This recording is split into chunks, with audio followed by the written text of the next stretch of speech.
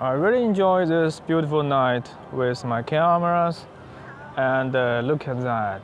This is a great place to capture with my 360 camera, Insta360 One X2 with me, so I think it's gonna be a very nice experience to capture with the pureshot. I trust the pureshot, it could give us a nice capture with a single tap of button. So I decided to capture some shot inside this beautiful street. Only capture with the pureshot. Now I think I have found a perfect position. Look at the back. On the back, that is the advertisement, but that is a really nice background. At this point of view, I could capture a 360 shot that has a really nice content all around the 360 space. That is to say, this is going to be a really nice point of view in my coming shot. But if you want to capture with a traditional camera, this is a really nice point of view because in your composition, there's plenty of beautiful lights all around your place. But on your back, there's something that is not that interesting. So to capture 360 shot, this is going to be my final destination. Take out my camera. This is my camera. Remember to turn on the pureshot with your One X2. Now I'm gonna take a shot with the camera and myself, surrounded by all these amazing lights and flowers. And here I'd like to share with you a very simple and yet very effective trick for you to capture 360 shot like this. This is my selfie stick, as you can see. I'm putting it all the way down into my pocket. Do you see that? So I can capture this with a single person, invisible shot, and what that means, you can capture this style. I mean, you can capture with your two hands free. You can free your hands and capture some impossible shot. Just come back to my house from the lovely street.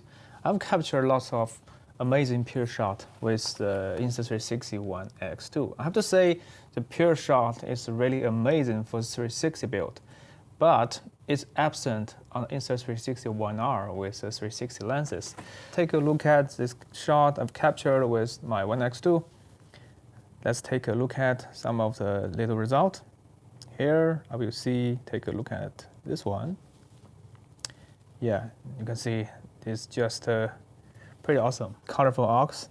And imaging quality is amazing, especially when you take a look at the highlight, the great amount of detail in the highlight. And for the shadows, there's also a great amount of details. And you can also capture in a wide angle mode. You over capture and reframe with a traditional photo that you can share with your friends. Okay, I love this one. I remember this was the first shot that we capture with the pureshot and immediately after my behind the scenes video. And to generate a pureshot is much faster compared with the night mode. So for me personally, I would rather choose to capture in pureshot rather than the night mode. And yeah, the result is pretty awesome. Pretty awesome, like this. You can retain all the detail in the highlight. But this one, considering was captured in full auto mode, so a little bit noisy. And you can see some artifacts from the denoise. Later on, I quickly found this problem and changed to manual settings. So you can see later this shot. Later on in these photos, I have used some secret ingredients to make the imaging quality much better compared with full auto mode. The secret is that to capture a pureshot with manual mode, but rather than manual mode, but in ISO priority mode. In ISO priority mode, set lock the ISO to 100 and set the exposure compensation to -0.5 or -1, because exposure for the highlight is also another secret to generate the best possible quality with pureshot. And the pureshot with some artificial intelligence, you're gonna boost the shadow and black. You can bring back much more detail in the dark. But if you overexpose for the highlight, the most amazing part in the 360 photos, you have nothing to do, but they are totally overexposed. And so expose for the highlight and set ISO priority mode with the lowest possible ISO range. In my case, I like to do ISO 100 and lower down a little bit of the exposure compensation. That is the key part to get the best result with the pureshot. And that is where the pureshot really shines in your hand. And look at this. This time, this quality is fantastic. Look at that. There's almost no noise because you have already captured with the lowest possible ISO 100. Capture all the detail in the highlight. AI help me boost the shadows and the black, so that will capture the best result. And stitching is not the issue. The quality is just great. Okay, take a look at another one. Yeah, and this one was also captured on the same tips and tricks.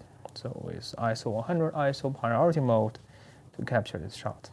This one, I also put the selfie stick in my pocket and see what we can get with this setup. This is super simple, and in the winter, we all wear the clothes, and we can always put the selfie stick in our left or right pocket. So this could help us generate a very interesting result. Did you see that? So you will never see where did you put the camera, but everything just works pretty well. And pureshot is really amazing. You can turn on and off to see before and after. This is after. You can see there lacks a detail in the shadow areas, but even without pureshot, the One X2 still capture a stunning photo and video. And with the pureshot, everything just jumped another step forward. This one, I've captured some beautiful china in the shop. And there's a huge dynamic range. It's very bright inside interior, but outside, yeah, looks pretty good, pretty awesome. This one was also captured with ISO priority with the -1 as the EV value, EV -1. So ISO priority and the exposure -1 EV. That is the key part to get the best possible result with pureshot. Okay?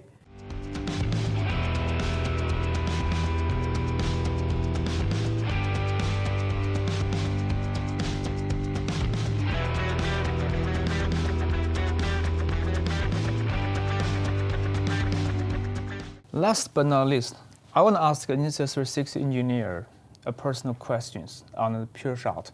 So here I have the 1R 1-inch Leica mod that built with the pureshot.